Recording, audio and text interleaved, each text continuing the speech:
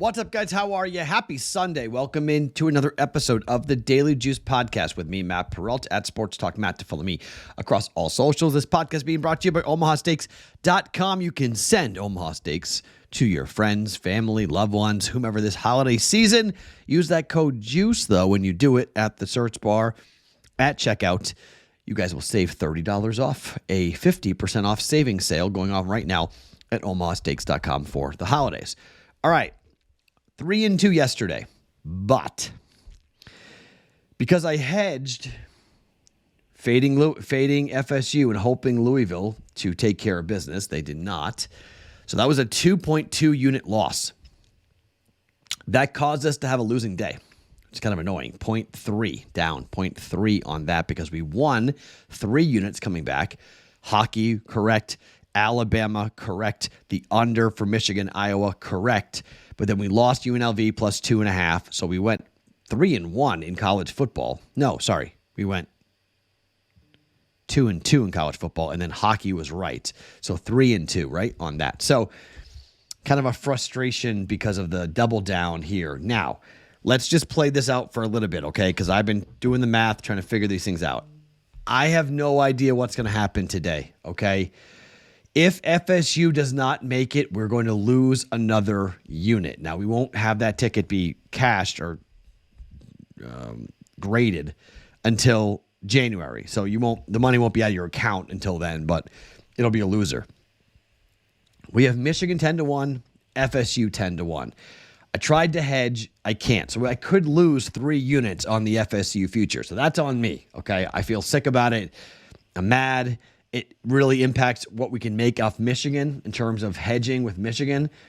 The dream is Michigan's the 1 seed and FSU is the 4 seed. That's the dream. We're guaranteed to have a 10-1 ticket in the final. And chances are I'm not going to do anything really. Probably bet maybe the game, but I'm not going to do any hedging because we're going to let it play out because we're guaranteed to have a 10-1. Now, again, we would have given 3 units. Potentially, we're down 2 units going into it. We'll give one of those units back, depending on who's there, who wins, right?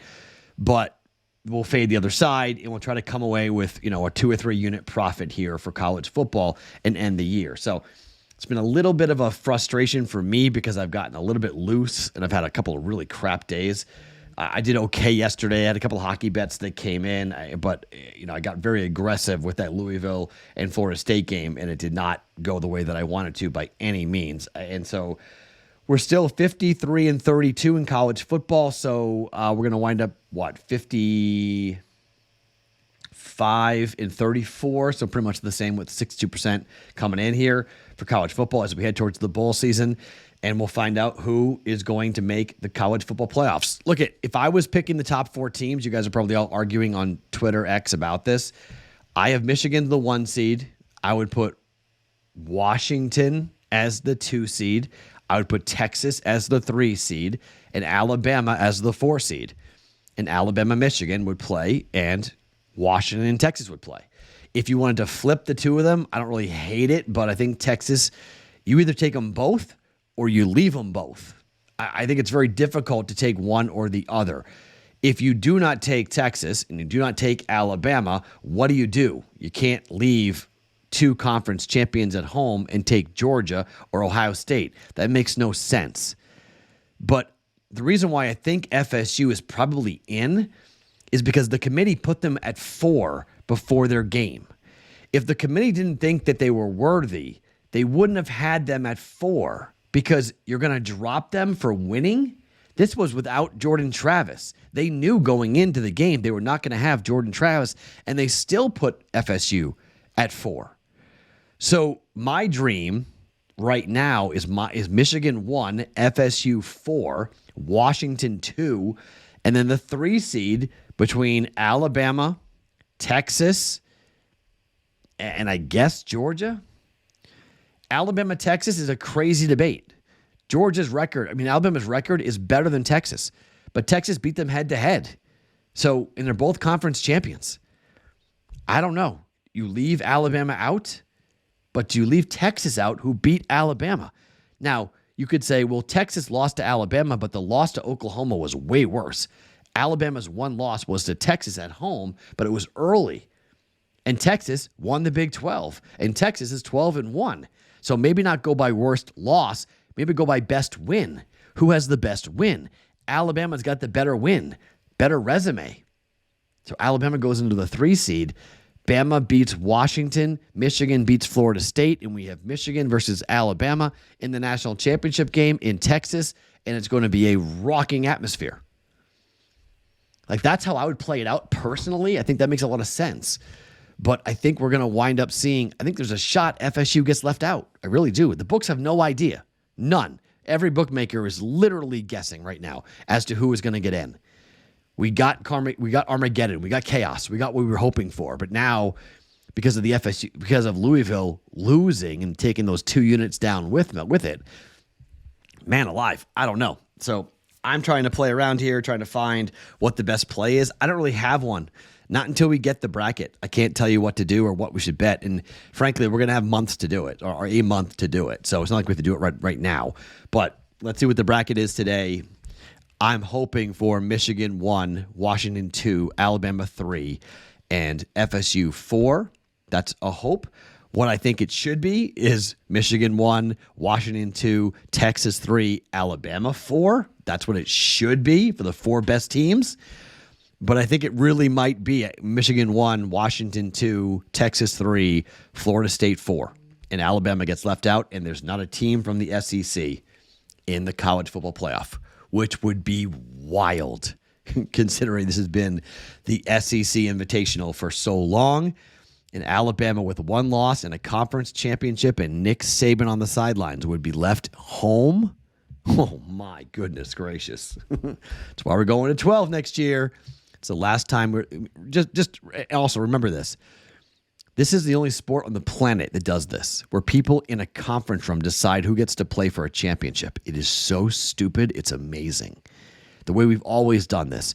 The FBS, the AP poll, the API poll, it's always been stupid. College football is always like this. They like the controversy. They like the anger. They like when people talk about them. From the beginning of the sport, they like controversy, and we lap it up when they present it for us to go ahead and go crazy. And it gives all of them so much attention, eyeballs, money, all of the above. Okay, so don't know what we're doing yet.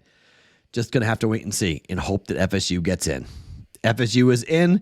Hopefully it's the 4 seed, and hopefully they play Michigan. If they get in and they don't play Michigan, that would stink. But, we'll have to do some things, some other buying of tickets if that's the case, but we'll see how it's going to play out. So for right now, a 3-2 day yesterday, down 0.3 units, which stinks, but we head to today, Sunday. We are down for the week. Now, the last 2 Sundays have been very good, all right? I don't know if I'm going to continue this. I was red hot 2 weeks ago when I swept the board, and I only lost 1 bet, went 5-1 last week, okay? I don't know. We'll see how it's going to go. I hate player props. You guys know this. I'm going to try to grab a couple that I like for tomorrow during our live stream. Myself and Pat Fitzmaurice hits you at noon Eastern time, 9 a.m. Pacific time on the BettingPros YouTube channel for our NFL live stream. So join us for that. I will give you the Wong teaser, which has been consistently hitting for us. I've got a couple of targets for that. And player props, 2 or 3 player props that I like going into the day. I'll give it to you coming up on the live stream here, and we'll get Pat Fitzmaurice's picks as well for this week in the NFL. Okay, so let's start with a game that is going to be really controversial.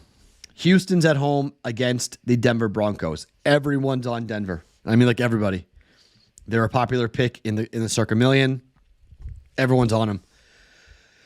I can't figure out why, to be quite honest. I really like Houston. I've liked Houston all year. I'm not sold on Denver. I don't think Denver's great. The point spread is 3. Denver is 4-6-1 ATS this year. They are 1-2 against the West. They are 3-4 ATS against the AFC. Houston's 5-6 ATS. They're 3-3 against the AFC, and they have lost 2 games in a row, haven't covered 2 games in a row, 1-1. Lost in Jacksonville at home by 3 points in their last game.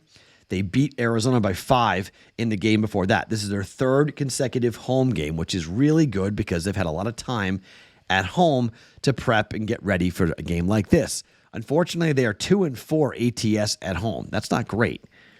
You've got a 1-2-1 record for Denver, however, on the road so far. Houston is a team that at 6-5, this is a very big game. Denver's won 5 games in a row. They are red hot. And everyone's saying they're going to keep it going here against the Houston Texans. I'm actually going to disagree. They're 4-2 straight up, Houston, at home. I think this is where the loss comes for Denver. I'm going to go against everyone, and I'm taking the Houston Texans. I'm going to ride CJ Stroud. I'm going to ride this offense and see what they can do here to pick up, enough first down to score enough points to beat Denver. And Denver's defense has been a little bit suspect. I mean, it hasn't been great. Houston's been a team that has been fairly decent at scoring, but talking about a 2-2 record for Denver against to the over, but 4-1 to the under over their last 5, mostly because of their own offense and their own defense. They've won these games on this 5-game winning streak.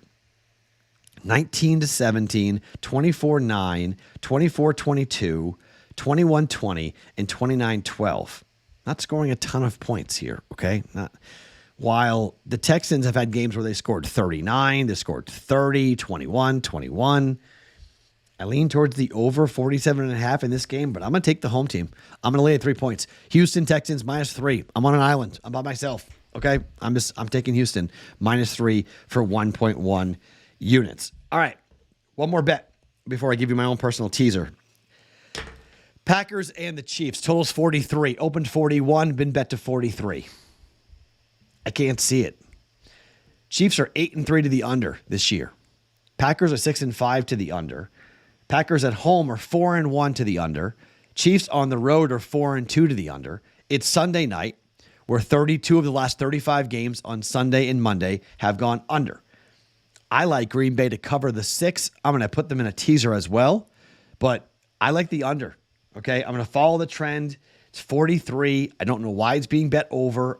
Maybe they think the Chiefs have fixed it after what they did to the Raiders, scoring a bunch of points against the Raiders and winning 31-17 in the game going over. But before that, 6 straight games went under. Second consecutive road game. This is a bet against, okay? Teams on their second straight road game, and this time it's to Lambeau Field in December? Yeah, I'm taking the under. Under 43 for 1.1 units. And my own personal teaser, I'm taking the Pittsburgh Steelers from 6.5 down to a 0.5 point, and the Packers from 6 to +12. Dog in the under on Sunday Night Football. Packers +12, Steelers money line basically here to just win the game.